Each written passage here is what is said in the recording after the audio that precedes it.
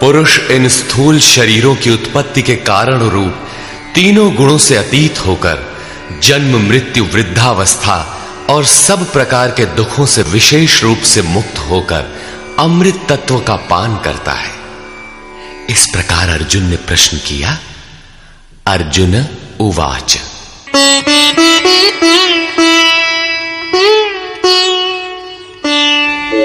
कैर्लिङ्गैः स्त्रीन् गुणानेता अतीतो भवति प्रभो किमाचारः कथं चैतान् स्त्रीन् गुणान् अतिवर्तते।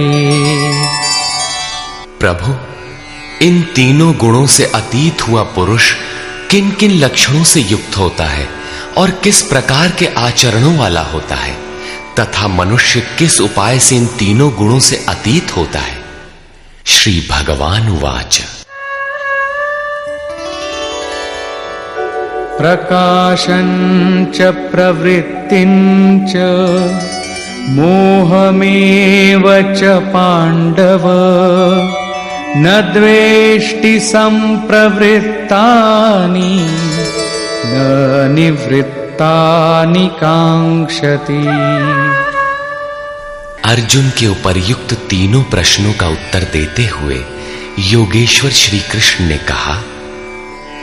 अर्जुन, जो पुरुष सत्व गुण के कार्य रूप ईश्वरीय प्रकाश, रजोगुण के कार्य रूप प्रवृत्ति और तमोगुण के कार्य रूप मोह को न तो प्रवृत्त होने पर बुरा समझता है और न निवृत्त होने पर उनकी आकांक्षा ही करता है, तथा उदासीनवदासीनो गुणैर्यो न विचाल्यते गुणा वर्तन्त इत्येव योऽवतिष्ठति नेङ्गते। जो इस प्रकार उदासीन के सदृश स्थित हुआ गुणों द्वारा विचलित नहीं किया जा सकता, गुण गुण में ही बरतते हैं, ऐसा यथार्थतः जानकर उस स्थिति से चलायमान नहीं होता, तभी वो गुणों से अतीत होता है। समदुःख सुख स्वस्थः समलोष्टाश्मकाञ्चनः तुल्यप्रिया प्रियो धीरस् तुल्यनिन्दात्मसंस्तुतिः। जो निरंतर स्वयं में अर्थात आत्मभाव में स्थित है, सुख और दुख में सम है, मिट्टी, पत्थर और स्वर्ण में भी समान भाव वाला है, धैर्यवान है, जो प्रिय और अप्रिय को बराबर समझता है, अपनी निंदा तथा स्तुति में भी समान भाव वाला है, और मानापमानयोस्तुल्यस् तुल्यो मित्रारिपक्षयोः सर्वारंभ परित्यागी गुणातीतः स उच्यते। जो मान और अपमान में सम है, मित्र और शत्रु पक्ष में भी सम है, वो संपूर्ण आरंभों से रहित हुआ पुरुष गुणातीत कहा जाता है। श्लोक 22 से 25 तक गुणों से अतीत पुरुष के लक्षण और आचरण बताए गए कि वो चलायमान नहीं होता, गुणों के द्वारा विचलित नहीं किया जा सकता, स्थिर रहता है। अब प्रस्तुत है गुणों से अतीत होने की विधि।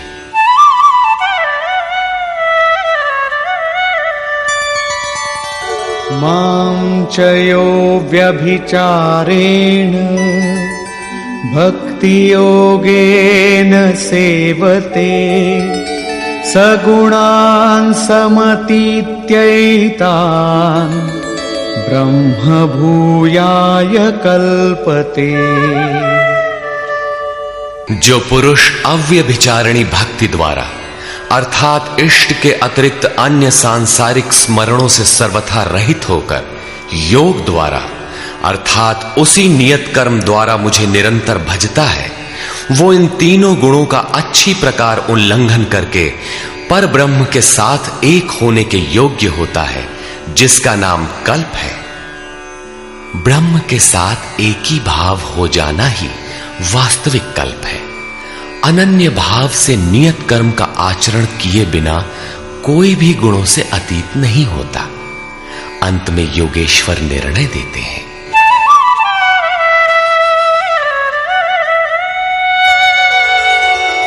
ब्रह्मणो हि प्रतिष्ठाहम् अमृतस्य व्ययस्य च शाश्वतस्य च धर्मस्य सुखस्य एकांतिकस्य च।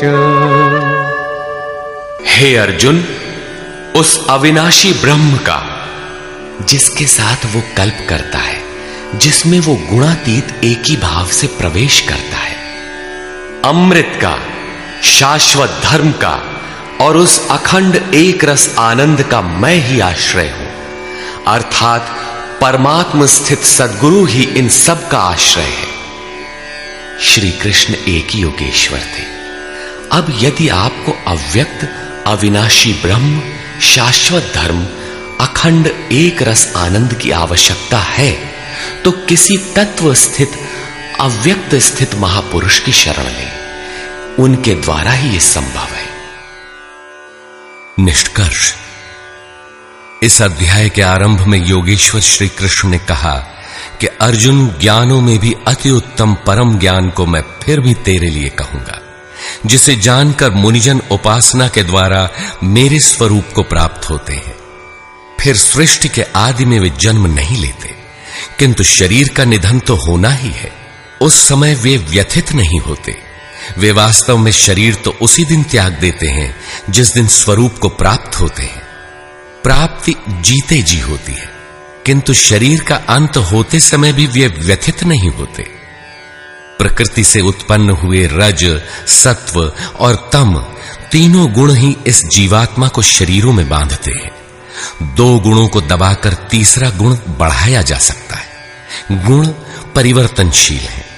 प्रकृति जो अनादि है, नष्ट नहीं होती, बल्कि गुणों का प्रभाव टाला जा सकता है। गुण मन पर प्रभाव डालते हैं। जब सत्व गुण की वृद्धि रहती है तो ईश्वरीय प्रकाश और बोध शक्ति रहती है। रजोगुण रागात्मक है। उस समय कर्म का लोभ रहता है, आसक्ति रहती है और अंतःकरण में तमोगुण कार्य रूप लेने पर आलस्य प्रमाद घेर लेता है।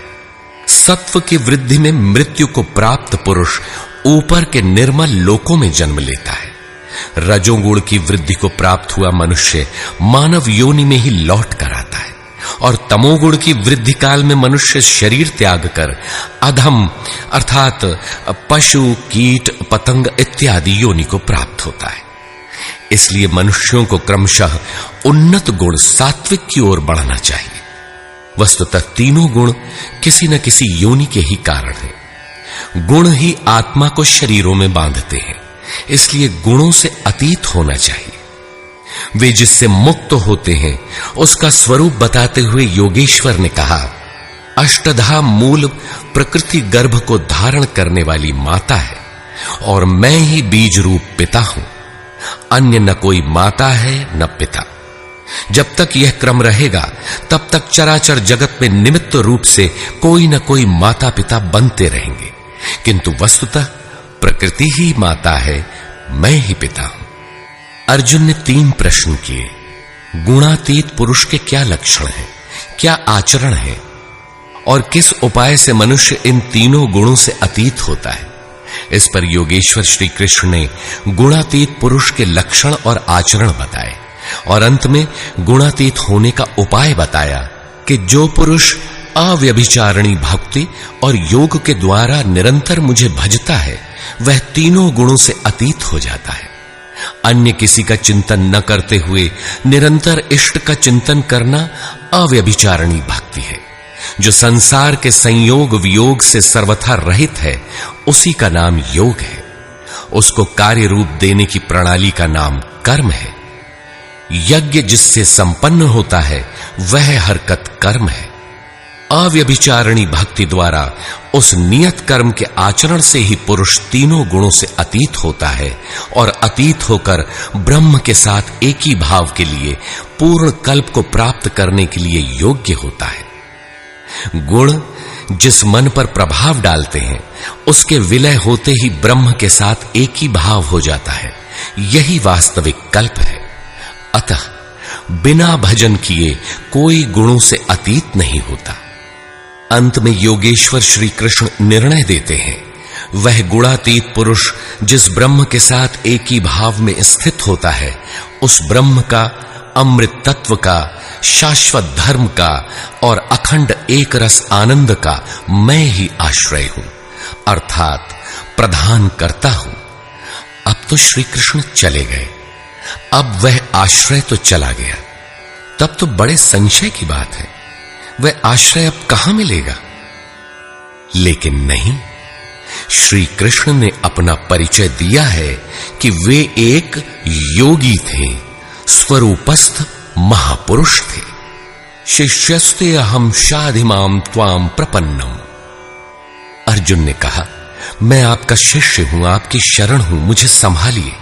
स्थान स्थान पर श्री कृष्ण ने अपना परिचय दिया, स्थित प्रज्ञ महापुरुष के लक्षण बताए और उनसे अपनी तुलना की। अतः स्पष्ट है कि श्री कृष्ण एक महात्मा योगी थे।